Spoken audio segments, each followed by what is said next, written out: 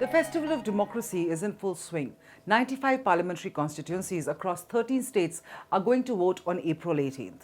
A majority of these constituencies, as you can see, are in Tamil Nadu, where 38 out of 39 constituencies, barring Vellore, which the Election Commission has cancelled the election there because of illegal cash seizures.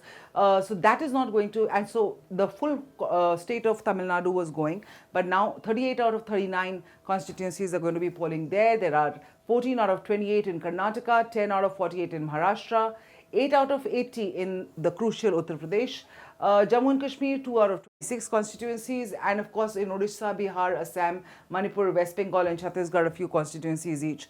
I'm joined by Roshan Kishore, who's our data editor. Roshan, what do you make of this? I mean, especially let's talk about Tamil Nadu, where the largest number of seats are going to vote on April 18th. A lot of parties are in the fray. There is, of course, the BJP, AIDMK, Rainbow Coalition of other parties.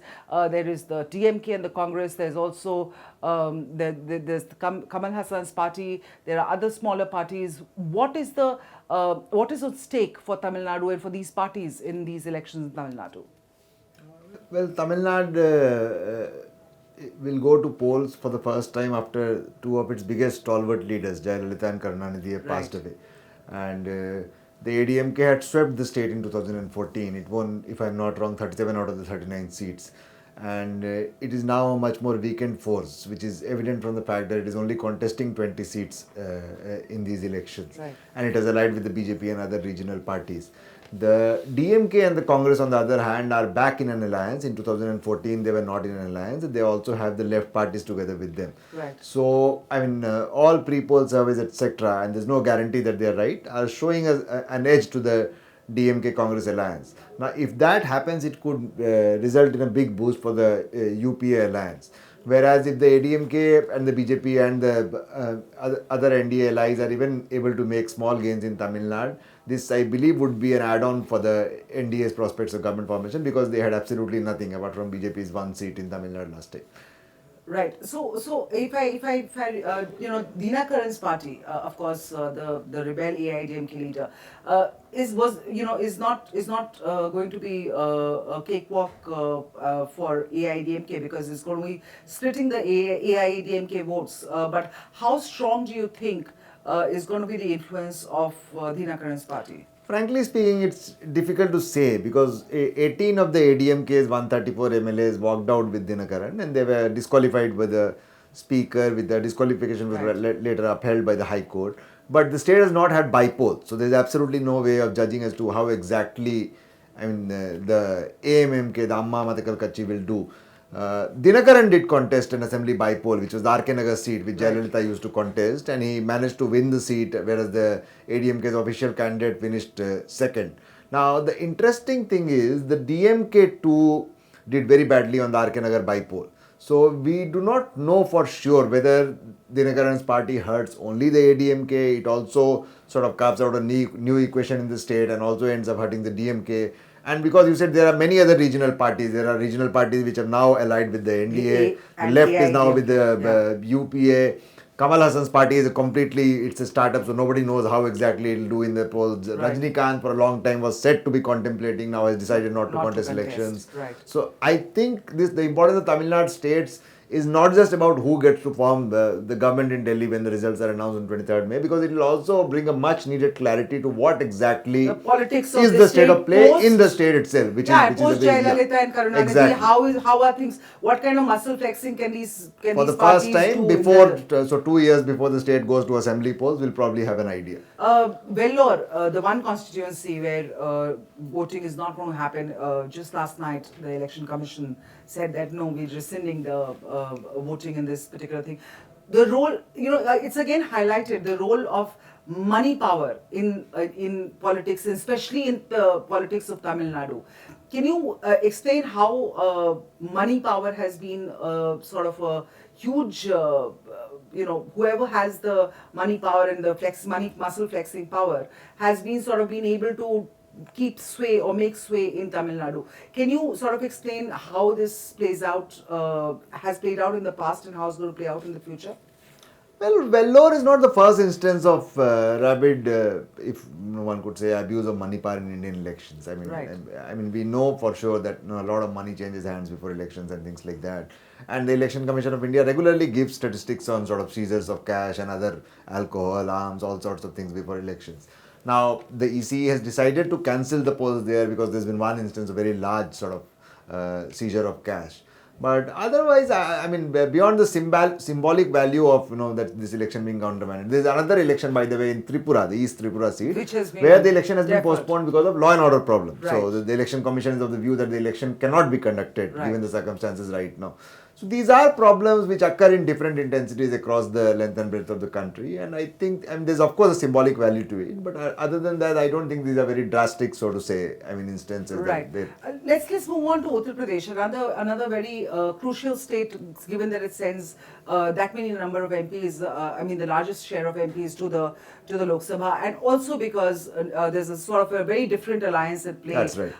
In Uttar Pradesh. The 8 seats that are going to poll, all these 8 seats were held by the BJP in the 2014 elections, including, of course, from Mathura, we're going to see Hema Malini contesting once again, and this is going to be her second contest, I think, probably her last because of the 75-year age limit for politicians in BJP, maybe. Who knows? But how do you see these 8 seats playing out? What's the state of play in Uttar Pradesh for these? Well, for the second these phase? 8 seats and the seats which went to poll in the first phase, those 8 seats, the BJP had won all 16 of them in 2014.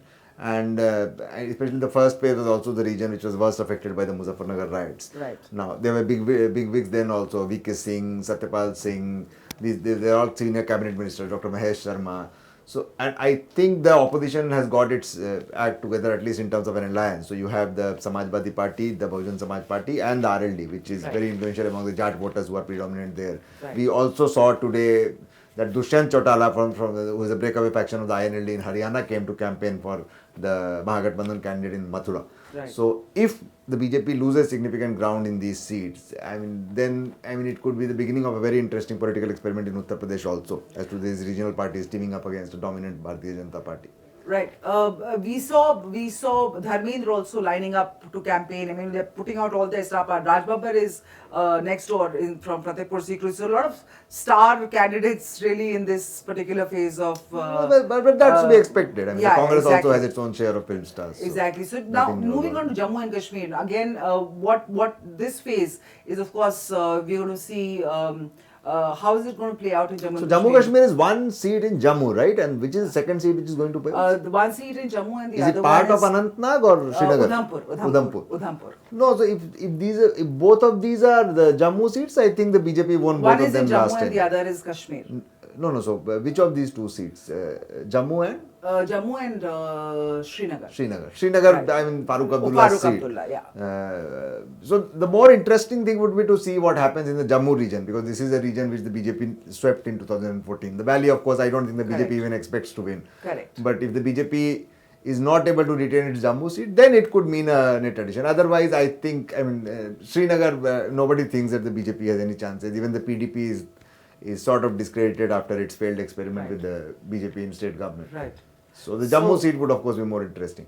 The Jammu seat you're looking at with more interest. Farooq Abdullah, you think, is going to be remain with the party. And let's move on to Odisha, where 5 out of 21 parliamentary constituencies are going to polls. And let's not forget that Odisha is also having simultaneous assembly elections along with the parliamentary elections. So in Odisha, Naveen Patnaik, a colleague of ours from our print team, recently went to Bhubaneswar and sort of interviewed Naveen Patnaik, and his thing was that whichever party gives a special category status to Odisha, he's going to back that party at the centre, and he's obviously pretty confident about winning quite a number of seats in the parliamentary elections. What do you think?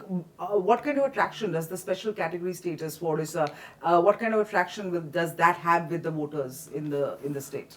Well, right now, Naveen Patnaik is probably saying these things to maximize his own political traction. But say if the results in Odisha are on the lines of 2014, the BJD gets 20 seats, the BJP gets 1, then probably Naveen can do whatever he wants to. He'll be in a position of strength in the state. Right. But if the BJP were to make a significant dent in Odisha, which does seem like a probability, because it is being expected, if its tally were to go to even 4 or 5, which also means the BJP would end up as the opposition party in the assembly, because Right. I mean the results are always on similar lines.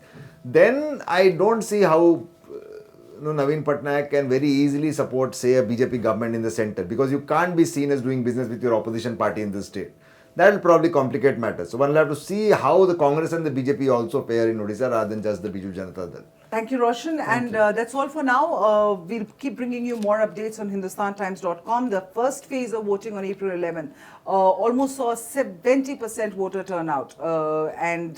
Let's see what happens on April 18th, how many voters turn up and in what kind of large numbers. Stay tuned to HindustanTimes.com for more updates.